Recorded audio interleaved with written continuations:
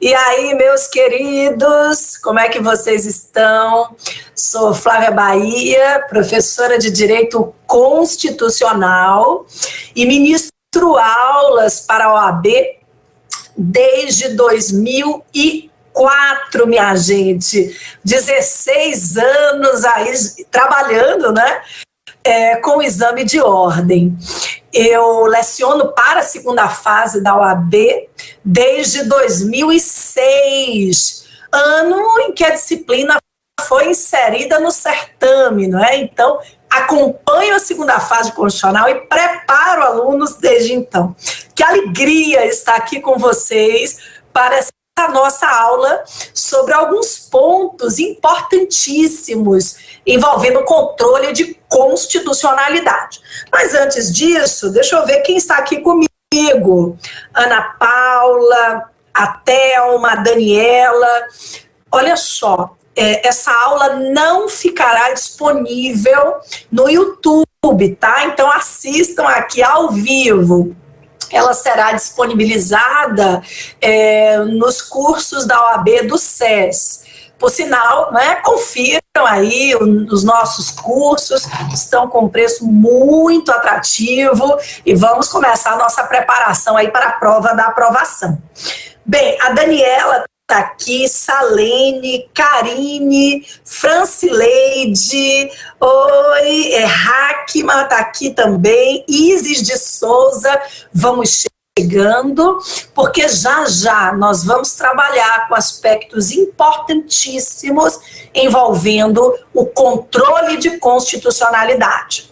Vou falar primeiro sobre a teoria do controle, depois, né, vou parar um pouquinho para ver se vocês têm perguntas, e eu separei também algumas questões de provas anteriores para esse encontro de hoje. Todos aqui, vamos chegando, a Carolina, a Catiane, Isabela, Iago, boa tarde, muito boa tarde a todos vocês. Lembrando que essa live não ficará salva, ela será disponibilizada nos cursos do SES, então aproveitem, assistam aqui agora, ao vivo. Bem, eu postei nas minhas redes sociais, e quem tem Instagram, siga lá, Flávia_Bahia, que a gente não pode assistir uma aula de braços cruzados, deitado, né, sentado no chão, esparramado na cama, nada disso. O ideal é que vocês acompanhem as lives jurídicas com o caderno em mãos para tomar notas. Então, se por acaso tem alguém aqui, sem um caderninho, um bloco de notas, seja lá o que for, vá buscar, que eu espero um segundo, tá bom? Porque a gente precisa registrar as informações. São muitos eventos jurídicos de qualidade, disponíveis para vocês, então não dá para perder as informações. Registrem aí, tá? Registrem no caderno, eu costumo chamar de caderno da aprovação, vocês chamem, como quiserem, mas vão buscar, por favor, porque hoje nós vamos falar sobre o controle de constitucionalidade. Eu separei 3 pontos principais: os sistemas de controle, o princípio da reserva de plenário e os aspectos que caracterizam em comum as ações do controle concentrado, ADI, ADC, ADO e ADPF. Então, por favor, corram lá para buscar o caderno, porque a gente vai ter muito conteúdo, tá? Vou dar mais um minutinho para a turma chegar, lembrando que o vídeo não vai ficar disponível aqui no YouTube do SES, e sim, para os nossos cursos da OAB.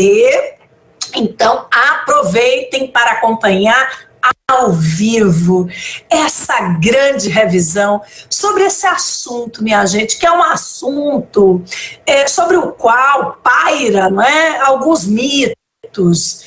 É um assunto difícil, mais difícil do direito constitucional. Não é. É um assunto que tem a sua complexidade, mas não é um assunto difícil e é cobrado com muita frequência no exame de ordem. Bem, vamos então começar. Já dei um minutinho necessário, né, para vocês chegarem. Vamos agora começar. Deixa eu só abrir o chat novamente. Vamos agora começar esse nosso encontro envolvendo o controle de constitucionalidade, teoria e prática. Muito bem, vocês estão me escutando direitinho? De verdade? Deixa eu só conferir aqui com a nossa produção. Olha só, vamos lá.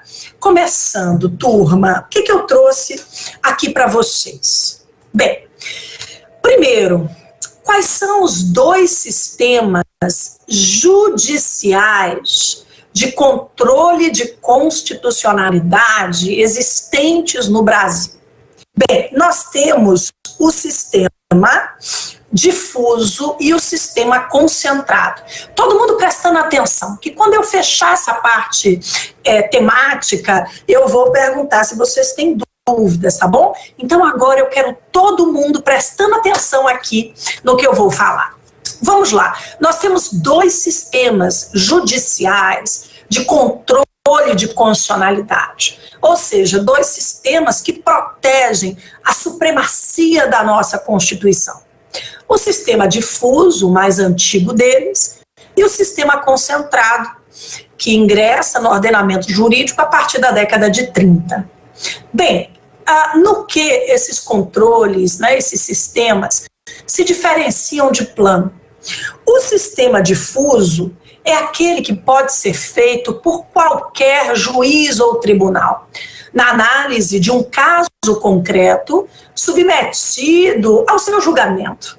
Então, em reclamações trabalhistas, apelações, ações de alimentos, mandados de segurança, habeas corpus, do dia a dia processual, é possível se levar a juízes e tribunais o questionamento, que a gente chama de questionamento incidental, sobre a qualidade das leis. Então, o juiz, antes de decidir exatamente, né, o pedido da parte, vai analisar se aquela lei questionada ela está em compatibilidade ou não com a Constituição. Se vai fundamentar a decisão com base na lei ou vai excluir essa lei por entender que ela é inconstitucional.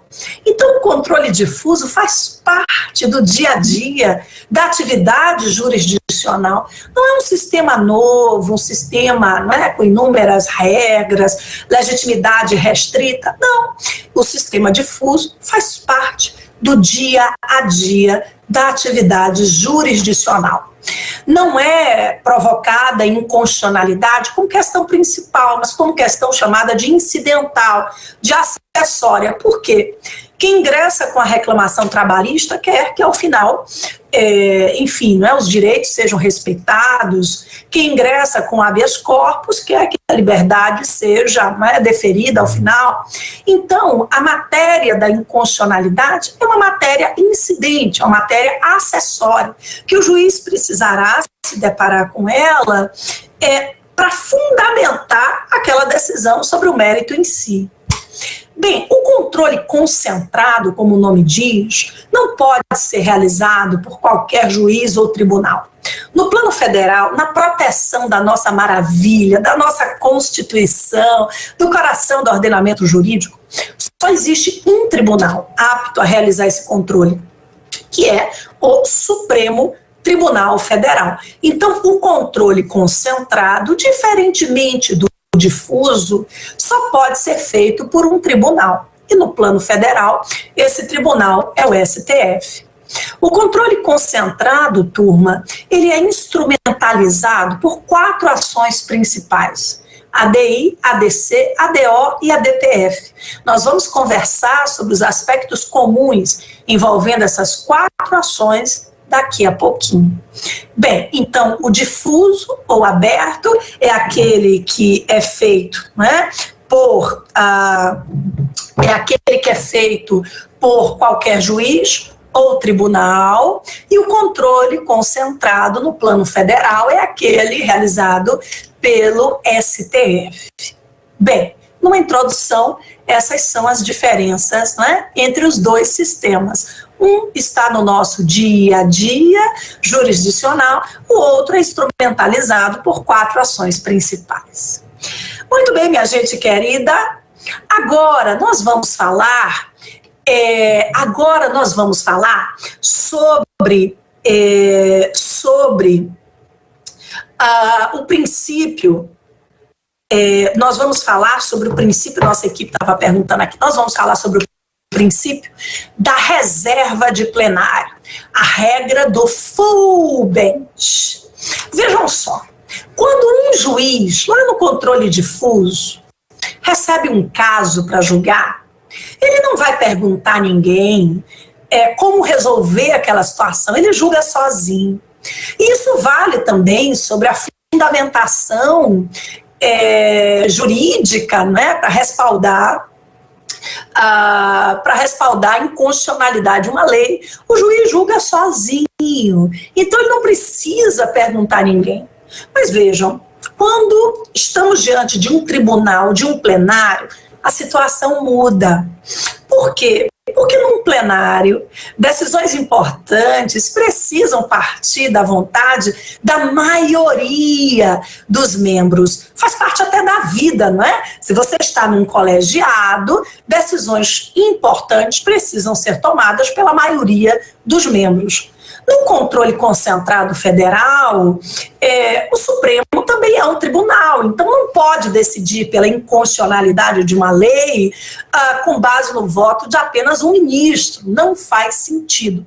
Então, o princípio que a gente vai analisar agora é o princípio chamado da reserva de plenário ou regra do full bench, que está presente no ordenamento jurídico brasileiro desde 1934. Todo mundo comigo? Deixa eu ver se vocês estão aqui me acompanhando. Olha só, peraí, deixa eu abrir o nosso link novamente.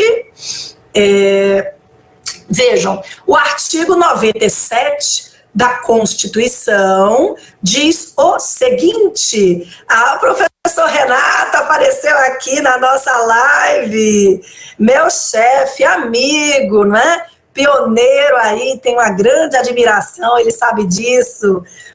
Obrigada, meu querido. Vamos lá. O artigo 97 da Constituição diz que somente pelo voto da maioria absoluta de seus membros ou dos membros do respectivo órgão especial poderão os tribunais declarar inconstitucionalidade de lei ou ato normativo do poder público. Então, prestem bastante atenção. Esse princípio da reserva de plenário, muito cobrado na OAB, ele visa respaldar, dar legitimidade a decisões sobre a inconstitucionalidade das normas no âmbito dos tribunais. Observem que nós encontramos aqui, deixa eu usar o recurso da canetinha, peraí. O texto diz que somente pelo voto da maioria de seus membros ou dos membros do respectivo órgão especial poderão os tribunais declarar inconstitucionalidade de leis. Isso aqui é importante. Vejam, o tribunal, quando a Constituição se refere, é a sua composição completa. Por exemplo, no Supremo são 11 ministros, no TJ aqui do Rio de Janeiro 180 desembargadores, e aí o artigo 93, inciso 11 da Constituição, diz que nos tribunais mais numerosos, ou seja, nos tribunais com mais de 25 julgadores, é possível a criação de um órgão especial que atuará em muitas competências do Pleno, inclusive, como diz a Constituição, pela maioria absoluta dos seus membros, o órgão especial pode declarar a inconstitucionalidade das leis, para facilitar, porque, como eu disse, o TJ do Rio tem 180 desembargadores, não é? O seu Pleno é um tribunal muito numeroso, é difícil convocar todo mundo, não é? E, não é, ter as deliberações com todos participando sempre. Muito bem, turma. Observem que nesse artigo 97 não há menção a órgãos fracionários. O que são órgãos fracionários? As turmas, as câmaras. Por exemplo, aqui no Rio eram pelo menos 27 câmaras cíveis, 8 câmaras criminais. Cada tribunal tem a sua composição. O Supremo tem 2 turmas, não é verdade? Então, esses órgãos fracionários não podem, segundo a Constituição, declarar a inconstitucionalidade das leis. O texto é claro ao afirmar que somente pela maioria absoluta do tribunal, ou seja, da composição completa, ou do órgão especial, a lei pode ser declarada inconstitucional. Então, o órgão fracionário está fora. Por exemplo, quando uma Câmara Cível recebe uma apelação em que se discute a inconstitucionalidade de uma lei, a Câmara Cível, que é um órgão fracionário, pode declarar a inconstitucionalidade da norma e resolver de plano o mérito da apelação? A princípio, não. Mas aí eu preciso da atenção redobrada de vocês. O CPC, no artigo 949, diz o seguinte, olha só, parágrafo único, todo mundo anote esse dispositivo, parágrafo único do artigo 949 do CPC. O texto diz: os órgãos fracionários dos tribunais não submeterão ao plenário ou ao órgão especial a arguição de inconstitucionalidade quando já houver pronunciamento destes ou do plenário do Supremo sobre a questão. Todo mundo aqui com atenção, que depois eu vou checar as perguntas, já, um segundo. O órgão fracionário pode declarar a inconstitucionalidade da lei ou deixar de aplicar uma lei que entenda ser inconstitucional? Pode, mas apenas nessas situações aqui elencadas. Quando houver o quê? Quando houver precedente do STF ou do próprio tribunal. Aí a gente leva para a prova da OAB, ou aqueles que estão estudando para concurso, porque a dica também é válida, a seguinte conclusão. A regra geral é a de que a declaração de inconstitucionalidade seja respaldada pela maioria absoluta dos membros do tribunal ou do órgão especial. Portanto, os órgãos fracionários não podem declarar a inconstitucionalidade da lei, a não ser nas hipóteses do artigo 949, parágrafo único do CPC. Ou seja, quando houver precedente do próprio tribunal ou do Supremo Tribunal Federal. Fez sentido, minha gente? Deixa eu ver aqui como é que vocês estão nas perguntas. Muito obrigada, minha gente.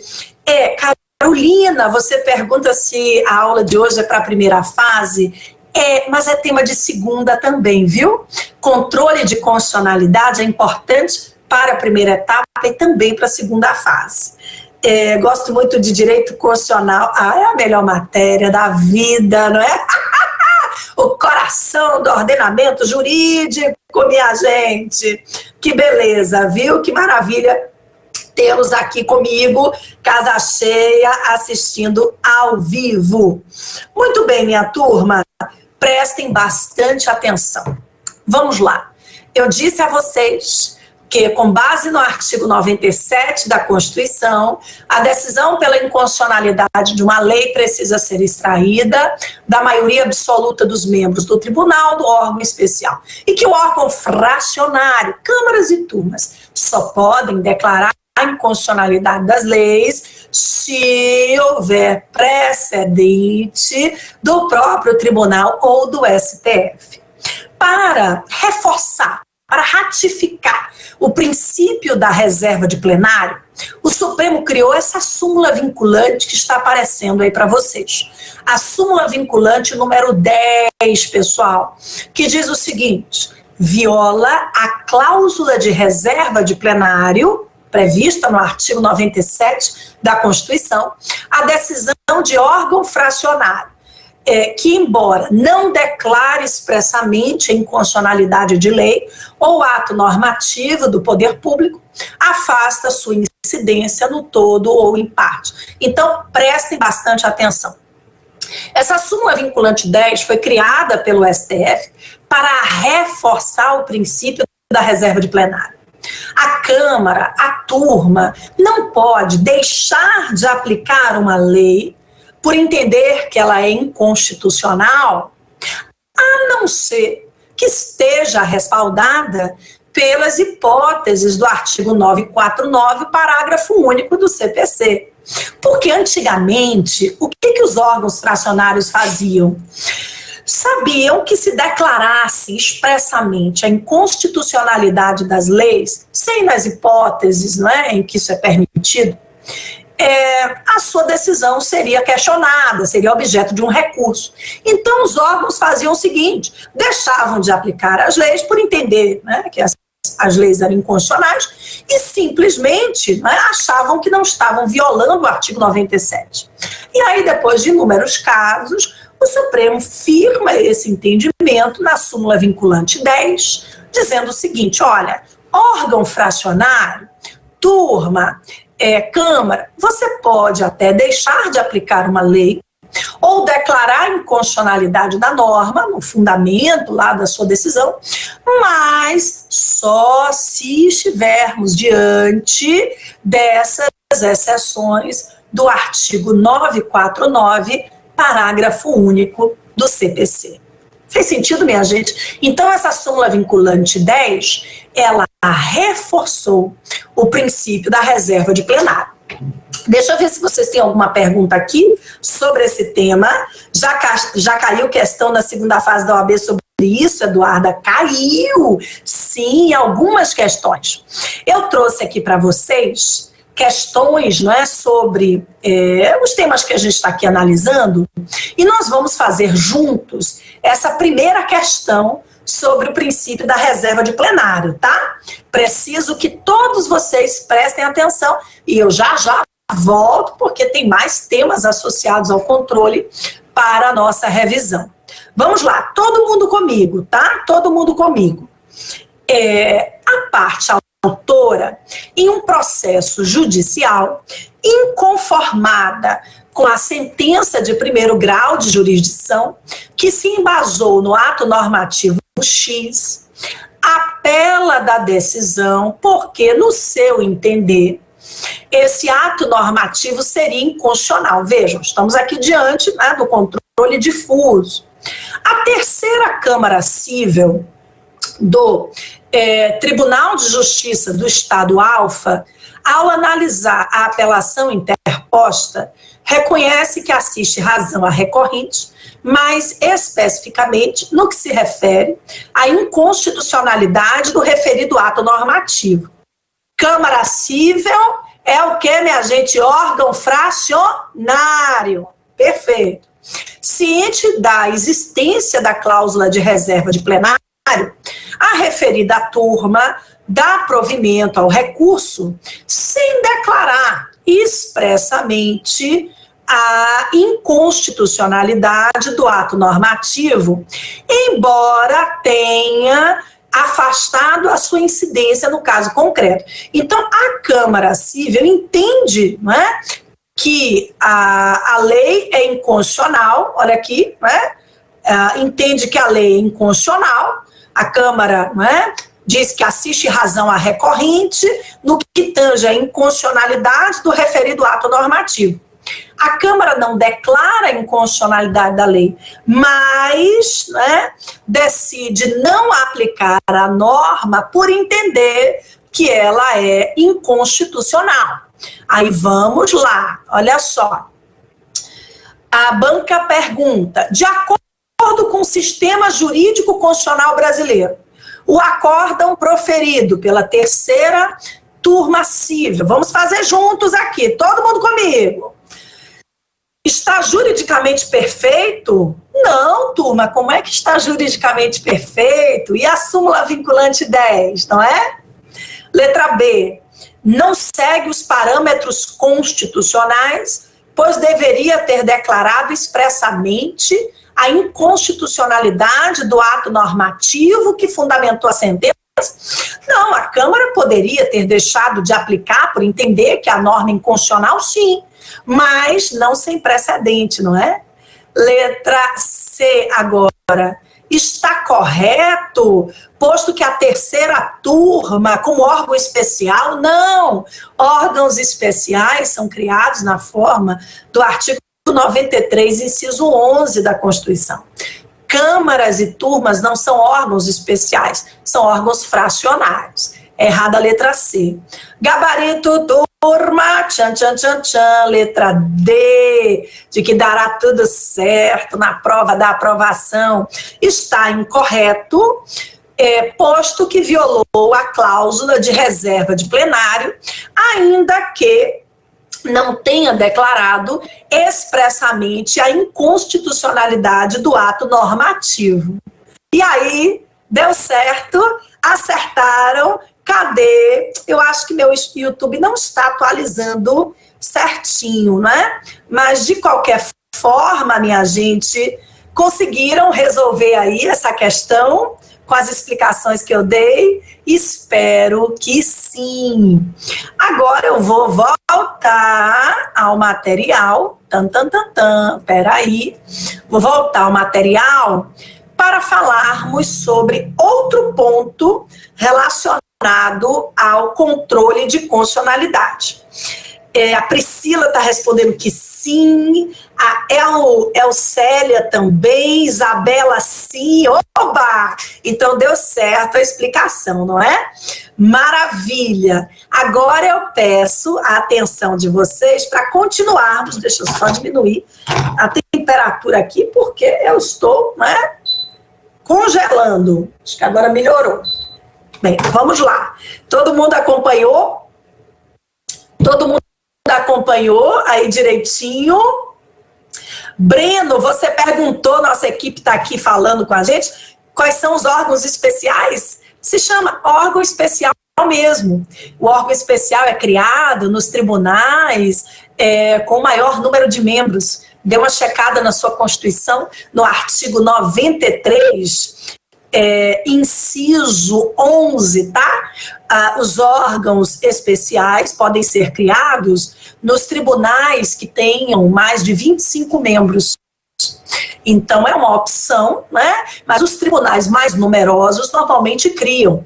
O Supremo, como tem 11 julgadores, né, não tem órgão especial, tá bom? Mas o TJ Rio, por exemplo, com 180 desembargadores, esse é o número que eu tenho na última vez, criou um órgão especial com 25 membros. Elinaldo escreveu aqui: professora, muito obrigada pelas suas aulas, passei na OAB graças às suas aulas. Não, graças a mim não, graças ao seu esforço. Mas eu fico feliz, né, por ter participado aí da sua caminhada. Hoje sou advogada e muito grata a você. Eu é que tenho que agradecer vocês sempre, né? São para a prova da OAB segunda fase, ensinando desde 2006, não é? Uma maravilha aí, uma turma, né, que me encanta muito e eu tenho a maior alegria, não é, de acompanhar os alunos. Bem, meus queridos, todo mundo continua aqui comigo? Cadê vocês? Todos juntos? Maravilha. Vamos agora seguir com o terceiro tópico associado ao controle de constitucionalidade nessa nossa aula de hoje. O primeiro foi sobre os sistemas de controle difuso e concentrado, uma visão geral. O segundo tópico, o princípio da reserva de plenário. E agora o terceiro, vejam, as características comuns entre ADI, ADC, ADO e ADPF. A ação direta de inconstitucionalidade, ação declaratória de constitucionalidade, ação direta de inconstitucionalidade por omissão e a arguição de descumprimento de preceito fundamental. Bem, essas quatro ações, elas instrumentalizam o controle concentrado de constitucionalidade no plano federal. Por que eu coloquei aqui que a primeira característica comum entre elas é o fato de formarem um processo chamado de objetivo? Atenção, o processo ele é objetivo porque ele tem como finalidade a defesa da supremacia da Constituição. Ou seja, é um processo voltado a uma finalidade muito clara. Vamos defender o coração do ordenamento jurídico. Além disso, turma, o rol de legitimados ativos dessas ações é um rol taxativo. Ele se esgota lá no artigo 103, incisos de 1 a 9 da Constituição. Não há desistência de nenhuma dessas ações. Essas ações não permitem a desistência do pedido, simplesmente porque não se desiste da Constituição. Bem, todas essas ações comportam a medida de urgência. A cautelar, ela pode ser concedida em qualquer uma dessas ações. Lembrando que elas se diferenciam, né? Claro, a ADI visa declarar a inconstitucionalidade de lei ou ato normativo federal ou estadual que viole a Constituição. A ADC visa confirmar a constitucionalidade da lei federal. A ADO cuida da omissão normativa. Quando a Constituição diz, por exemplo, no artigo 37, inciso 7, que o servidor público tem direito à greve nos termos estabelecidos por uma lei específica. Que lei é essa? Não foi criada ainda, não deu tempo, não é? Então, cabe uma ADO, né, para combater essa inércia na regulamentação das normas da Constituição. E a ADPF é uma ação residual. A ADPF ela pode ser apresentada quando não for possível, né, o ajuizamento da ADI, da ADC, da ADO, por exemplo, para combater leis municipais que violem a Constituição da República. Muito bem, turma, essas 4 ações do controle concentrado, essas 4 ações do controle concentrado, que bom que vocês estão aqui comigo, essas 4 ações, elas têm efeitos parecidos quanto à sua decisão final. As ações geram efeitos erga omnes, ou seja, atingem a todos, e também efeitos vinculantes com relação aos demais órgãos do Poder Judiciário e à administração pública, direta e indireta, das esferas federal, estadual, distrital e municipal. Vejam só, os efeitos de uma decisão do Supremo em ADI, ADC, ADO e ADPF, eles não alcançam, anotem isso, eles não alcançam a atividade legiferante do Estado. Não alcançam a atividade legiferante do Estado. O que significa dizer o seguinte: é possível que o Estado crie uma lei, né, o Poder Legislativo crie uma lei com idêntico teor ao de uma norma que já foi declarada inconstitucional? Sim. Tem algum impedimento? Nenhum. Lembrem que a interpretação constitucional, ela é mutante, não é? Ou seja, uma norma que hoje é considerada inconstitucional, amanhã pode deixar de ser. A interpretação é uma tarefa que não se esgota nunca. Bem, outro ponto, os efeitos vinculantes das decisões do Supremo não alcançam o próprio Supremo. Como assim, Flávia? Sim, ele pode ter declarado há 5 anos a inconstitucionalidade de uma lei Y. O legislador cria uma nova lei com idêntico teor ao da lei Y e agora é lei M. O Supremo, ao receber uma ação direta de inconstitucionalidade em face dessa lei, pode entender que a lei é constitucional? Sim, minha gente, porque as coisas mudam, as interpretações precisam estar em conformidade com o momento de hoje e não de ontem. Então, atenção, isso precisa estar no caderno de vocês. A prova, não é, da primeira fase, nossa, já explorou esse tema algumas vezes, até trouxe algumas questões.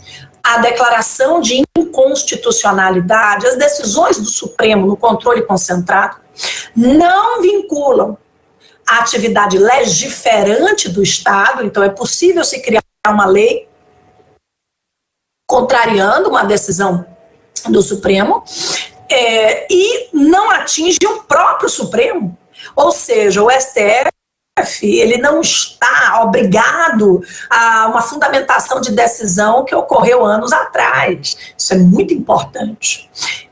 Os efeitos vinculantes não atingem, lembre disso, a atividade legiferante do Estado.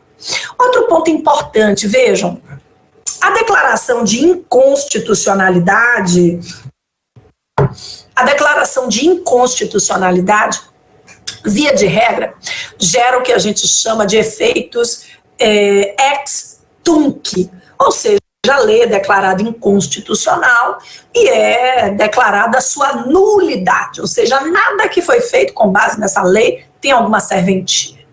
Bem, mas o artigo, anotem aí, 27 da Lei 9868 de 99, artigo 27 da Lei 9868 de 99, diz que é possível modular, manipular os efeitos temporais das decisões do Supremo em nome do interesse público e da segurança jurídica. Ou seja, o tribunal pode dizer que uma lei é inconstitucional, mas que ela só deixará de produzir efeitos dali para frente, né? A partir de quando o tribunal entender que a lei não deve mais produzir os seus efeitos. Então, turma, esse artigo 27 da Lei 9868, em nome de uma ponderação do interesse público, da segurança jurídica, por 2/3 dos membros do STF, pode adotar a manipulação, a modulação temporal das decisões. Então, uma lei inconstitucional, ela pode deixar de ser aplicada dali para frente. Ou o Supremo pode adotar o que a gente chama de efeito prospectivo ou pró-futuro. O Supremo pode dizer que a lei é inconstitucional e que ela deixará de produzir efeitos daqui a 24 meses, daqui a 30 meses, etc. Então, atenção aqui, pessoal, atenção a esse ponto. A regra geral é a de que a declaração de inconstitucionalidade produz efeitos retroativos, efeitos ex tunc, mas, em nome do interesse público, da segurança jurídica, é perfeitamente possível manipular, modular os efeitos temporais para que aquela norma só deixe de produzir efeitos a partir da decisão ou a partir de quando o STF entender que a norma não deverá mais produzir os seus efeitos. Outro ponto aqui, voltando à legitimidade ativa, eu disse a vocês, né, que o rol de legitimados ativos para a apresentação dessas 4 ações é exatamente o mesmo, né? Está no artigo 103, incisos 1 a 9 da Constituição. Lá nós temos o presidente da República, a mesa da Câmara, do Senado, Procurador-Geral da República, Conselho Federal da OAB, mesa da Câmara Legislativa do DF, das Assembleias Legislativas, governadores de Estado, Distrito Federal, partidos políticos, entidades de classe, de âmbito nacional, confederações sindicais, enfim. Lembrem que nesse artigo 103, e a banca já explorou isso algumas vezes, não há legitimidade ativa popular, nós, cidadãos, não podemos fazer uso dessas ações do controle concentrado, tampouco há previsão de autoridade municipal. Prefeitos, câmaras municipais não podem fazer uso dessas ações do controle concentrado federal. Fez sentido, minha turma? Que alegria! Cadê vocês, né? Cadê vocês? Muito bom, né? Ótimo, Antônio! É o que o Supremo chama de fossilização, que é proibida. Poxa, Antônio, que ótima colaboração! explicação você nos deu aqui. Sim, o Supremo entende que os efeitos das suas decisões não alcançam a atividade legiferante do Estado para evitar a fossilização do ordenamento jurídico. Cocadinha para você, Antônio. Eu estou sem cocadinha aqui perto, porque minha filha entra no estúdio de vez em quando só para procurar as cocadinhas. Acreditem. E aí, cadê a cocadinha? Está na mão da Mariana. É louca por cocada, né? Então, estou sem nenhuma aqui que ela pegou a última que eu tinha aqui por perto. Mas boa consideração aí, tá, Antônio? Muito obrigada. Essa live será de 1 hora? Sim, Fernando. Vai dar tempo suficiente para resolvermos as questões, tá? Que alegria estar aqui com vocês. Espero ter contribuído aqui com essa matéria. Lembrando que eu separei, não é, alguns pontos do controle, que eu exploro com todos os detalhes também em nossos cursos. Vejam só, sobre as questões. Eu trouxe para vocês, a primeira a gente já resolveu. Vamos agora para a segunda questão. Todo mundo comigo? Estão comigo? Olha que beleza, maravilha. Vamos lá. A segunda questão que eu separei para vocês hoje. Em março de 2017, o STF, em decisão definitiva de mérito, proferida no âmbito de uma ADC, com eficácia contra todos, né, efeitos vinculantes, declarou que a lei federal que autoriza o uso de determinado agrotóxico no cultivo de soja é constitucional, desde que respeitados os limites e os parâmetros técnicos estabelecidos pela Anvisa. Inconformados com tal decisão, os congressistas do Partido Y apresentaram um projeto de lei perante a Câmara dos Deputados, visando proibir em todo o território nacional o uso do referido agrotóxico.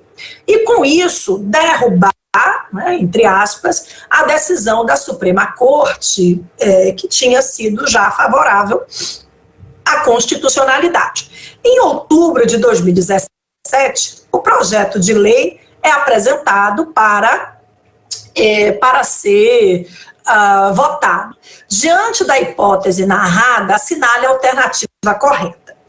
Vejam só, nós temos aqui uma decisão do Supremo de março de 2017 que declara a constitucionalidade de uma lei federal. Foi apresentado um projeto de lei visando proibir esse agrotóxico. Algum impedimento a que deputados apresentem um projeto de lei com idêntico teor ao de uma lei que foi confirmada constitucional, querendo agora proibir aquela medida? Nenhum. Aí vamos lá. A letra A diz assim: a superação legislativa das decisões do STF deve ser feita pela via de emenda? Não. Os legisladores são livres, não é? Letra B, embora as decisões definitivas de mérito proferidas pelo Supremo não vinculem o poder legislativo e sua função típica de legislar, a Constituição de 88 veda a rediscussão dessa temática na mesma sessão legislativa? Não tem nenhuma vedação. Letra C, né, errada também a letra B. Letra C, como as decisões definitivas de mérito proferidas pelo STF em sede de controle de constitucionalidade gozam de eficácia contra todos e efeito vinculante, não poderia ser apresentado projeto de lei que contrariasse questão já pacificada pela Suprema Corte. Errada também. Esperamos que a letra D esteja correta, não é? Vamos nós. O poder legislativo, em sua função típica de legislar, não fica vinculado às decisões definitivas de mérito proferidas pelo Supremo no controle de constitucionalidade, de modo que o projeto apresentado em data posterior poderá ser regularmente votado e, se aprovado, poderá implicar realmente na superação legislativa da jurisprudência. Fez sentido, turma? Gabarito, letra D, de que dará tudo certo na prova da aprovação. Cadê vocês? Isabela, assim como decisões finais, As súmulas vinculantes, isso mesmo, Isabela, também não vinculam a atividade legiferante do Estado. Professora, se uma lei municipal viola a Constituição Federal e a estadual, não cabe a DPF, veja, se a lei municipal ela violar ao mesmo tempo a norma da Constituição do Estado de reprodução obrigatória ao modelo federal e violar a Constituição da República, segundo o julgamento do STF na DPF 100, será cabível uma ADI estadual e da decisão do TJ nessa ADI estadual cabe um recurso extraordinário caso haja violação da Constituição, a DPF 100, tá bom? Bem, minha gente, vamos lá, tem mais uma pergunta aqui. Esse é um tema, aliás, controle de constitucionalidade é tema sempre explorado no exame de ordem, não é? Vamos lá. O STF, todo mundo aqui comigo, o STF, em decisão definitiva de mérito, proferida em sede de ADI, declarou inconstitucional determinada lei do Estado alfa. Meses após a referida decisão, o Estado Sigma, após regular processo legislativo e sanção do governador, promulga uma lei estadual com teor idêntico àquele da lei federal que fora declarada inconstitucional pelo Supremo. Então, vejam, Supremo em decisão de mérito, agora em ADI, declara uma determinada lei do Estado alfa inconstitucional. E aí, meses depois, né, o Estado Sigma aprova uma lei com idêntico teor. Vamos lá. Olha aí, vejam que esse tema é fundamental para a prova. As decisões proferidas, só voltando aqui, a pergunta final é: assinale a afirmativa correta. Pode essa lei Sigma criar uma lei com idêntico teor de uma lei, não é, criada pelo Estado alfa? Vamos lá. As decisões proferidas em sede de controle concentrado, como no caso da ADI, gozam de efeitos erga omnes e vinculam o poder legislativo e executivo. A norma editada pelo Estado Sigma já nasce nula de pleno direito? Não. Olha só. A decisão definitiva de mérito, proferida pelo Supremo em ADI não possui efeito vinculante. Opa, não preciso nem terminar, né? Bem, o gabarito é a letra D. Letra D está, né, sendo bem popular aqui, a D de que dará tudo certo na prova da aprovação. A referida decisão, proferida pelo Supremo, declarando a inconstitucionalidade da lei do Estado alfa, apenas vincula os demais órgãos do Poder Judiciário e a administração pública, direta e indireta. Não o Poder Legislativo, olha aí, foi o que eu expliquei a vocês, não o Poder Legislativo em sua função típica de legislar. Pode ser proposta uma nova ADI em face dessa lei do Estado Sigma? Pode. O Supremo pode declarar a constitucionalidade dessa lei, em que pese ter declarado meses antes a inconstitucionalidade de uma lei com idêntico teor? Sim. Interpretação constitucional está sempre em movimento. Não esqueçam disso. Fez sentido, minha gente? Cadê vocês, né? Abraço de maravilha, Santa Catarina, oh, que beleza! Muito obrigada, viu, Rodrigo Siqueira, pelo seu abraço. Deixa eu ver aqui, nós temos ainda uma quarta questão. Vamos lá. Professora, por que não é cabível intervenção de terceiros, mas cabe intervenção de amicus curiae no controle concentrado? Porque a legitimidade ativa, Iago, das ações do controle concentrado, ela é muito restrita, não é? Então, o artigo 7º caput da Lei 9868 diz que a intervenção de terceiros ela não é permitida, mas em nome do princípio democrático, se admite que o amicus curiae, que é um colaborador, né, no processo objetivo, o amicus curiae, ele é um colaborador, ele está ali para ajudar a pluralizar o debate constitucional, E aí sim, né, esse instituto democrático, ele é admitido, mas com as ressalvas, não é? Porque amicus curiae no processo objetivo não é parte, não é um terceiro interessado no sentido processual, né? Segundo a própria jurisprudência do STF, ele é um colaborador das decisões do Supremo. Natasha, abraço do Rio de Janeiro. Eu também estou no Rio de Janeiro, aliás, eu moro lá desde 2002, 18 anos no Rio de Janeiro, cidade que, né, abraçou aí, enfim, os meus sonhos, e eu sou muito feliz aqui no Rio. No caso de ajuizar da DPF, também a ADI estadual, por a lei municipal violar a Constituição estadual, fica suspensa alguma ação. Olha, eu acredito que a DPF não passa pelo juízo de admissibilidade, tá? Pelo que o STF marcou posição na DPF 100. Não há ambivalência, Mires, nas decisões cautelares, não. A ambivalência, não é? A possibilidade de se declarar a constitucionalidade e a inconstitucionalidade de uma lei, ela parte da decisão de mérito, artigo 24 da Lei 9868 de 99. Bem, eu trouxe mais uma questão para vocês.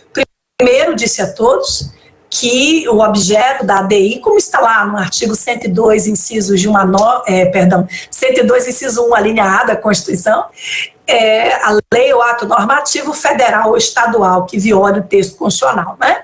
Aí observe essa quarta questão aqui. Olha só, oba, abraços de São Paulo, abraços de Boa Vista, que beleza, muito obrigada aí, viu, pelos abraços, recebam os meus também. A quarta questão diz assim: considere a seguinte situação hipotética: decreto legislativo do Congresso Nacional susta ato normativo do presidente que exorbita dos limites da delegação legislativa concedida. Insatisfeito com tal iniciativa do Congresso e levando em consideração o sistema brasileiro de controle de constitucionalidade, o presidente pode fazer o quê, gente? O presidente pode fazer o quê para impugnar um decreto legislativo do Congresso, um ato normativo federal, portanto? Vejam, olha só. Letra A, deflagrar o controle repressivo mediante a DPF? Não, porque a DPF ela é residual. Se cabe a ADI, não cabe a DPF. Artigo 4º, parágrafo 1º da Lei 9882/99. Letra B, recorrer ao controle preventivo? Não, mas não há controle preventivo mais, né? Já existe um decreto legislativo. Deflagrar o controle repressivo político? Não, gabarito mais uma vez brilhou aqui a letra D. D de que vai dar tudo certo, né? De que vai dar, né? Vejam que eu fiz uma interpretação. Deflagrar o controle repressivo concentrado mediante uma ação direta de inconstitucionalidade. Decretos legislativos são atos normativos federais extraídos diretamente da Constituição. Meus queridos, Ilnamar de Imperatriz do Maranhão, já estive aí, muito obrigada pelo carinho. Priscila de Petrolina, Pernambuco. Rafaela escreve de Pernambuco também. Ana Paula, um abraço dos seus alunos, os amados alunos da segunda fase. Meus queridos, ontem nós tivemos uma aula ao vivo e alguém disse que nós estendemos tanto o curso, né, porque a data da prova da segunda fase mudou, que já estamos fazendo uma pós-graduação em Direito Constitucional. Mas vai acontecer, fiquem tranquilos, tá? Já já tudo isso vai passar. Espero que a família de vocês esteja bem, que vocês estejam com saúde. Tenho certeza, né, que a crise vai embora e daqui a pouco, né, as nossas vidas elas, né, voltam à normalidade, acho que nunca mais, não é? Porque a pandemia está trazendo muitas reflexões, mas, né, voltamos às atividades, o calendário da OAB, não é, vai ser publicado, vamos estudando, porque afinal de contas, né, Não tem outra coisa, né, minha gente? Estudar é liberdade, né? Estudar é liberdade. Sem estudo, a gente não vai a lugar nenhum nessa vida. Então, continuem estudando, porque não é desperdício. Tem muita coisa que a gente investe que é desperdício, não é verdade? Às vezes é uma roupa que não precisava, um sapato que não precisava, mas investir no estudo é com certeza algo, não é, que nos trará muitos benefícios, porque afinal de contas não é quem se informa, é quem se educa, se torna mais livre. Então, né, aproveitem as nossas lives, tem muita coisa, né, sendo preparada aí para vocês. Os nossos cursos, tem um link aqui que a nossa equipe mandou, um link lá em cima também para que vocês possam conhecer os nossos cursos da OAB. E quem não está estudando para a OAB, mas está aqui com a gente, tem cursos para concursos, tem pós-graduação, e o SES, né, está com uma promoção boa, ou seja, os preços estão mais atrativos para que vocês possam adquirir esses cursos, e contem com a gente sempre, viu? Acompanhe as nossas redes sociais, se inscrevam no YouTube do SES para receber as notificações também. Hoje falei sobre controle, daqui a pouco tem mais, né? Tem mais colegas chegando, né, em outros dias, falando sobre as demais matérias. Vai ter revisão de tudo, minha gente. Não posso antecipar muita coisa não, que é surpresa, viu? Mas estamos sempre pensando em vocês. Essa live não vai ficar salva, mas ela ficará disponível para os alunos inscritos, né, nos cursos da OAB do SES, e eu espero que vocês tenham gostado aí desse nosso encontro, dessa nossa revisão. Vejam, né, fizemos 4 questões e acho que todos acertaram, né? Que bom, Daniela, que você gostou. Miguel, um abraço para você, o Tiago, a nossa equipe, não é? A Sabrina, que me ajudou muito também, a Amandinha, o Ed, toda a equipe, professor Renato, eu vi que estava aqui também de novo, meu abraço carinhoso, meu chefe querido. Aqui tem, né, os links todos que a nossa equipe está mandando também. E, no mais, minha turma querida, muito obrigada, viu, pelo prestígio aí, né, por terem acompanhado a nossa live. Quem ainda não me segue lá no Instagram é Flávia_Bahia. Estou, né, diariamente lá com vocês. Eduarda disse, minha irmã fez a segunda fase com você e passou. Oba! Mande um beijo para ela, viu?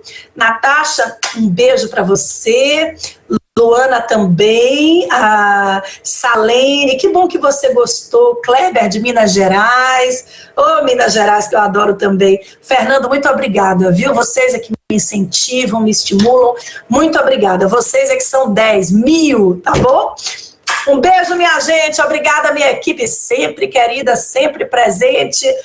Valeu, beijo grande, tchau, até o próximo evento. Acompanhe as nossas redes sociais para ficarem por dentro de tudo. Beijo grande.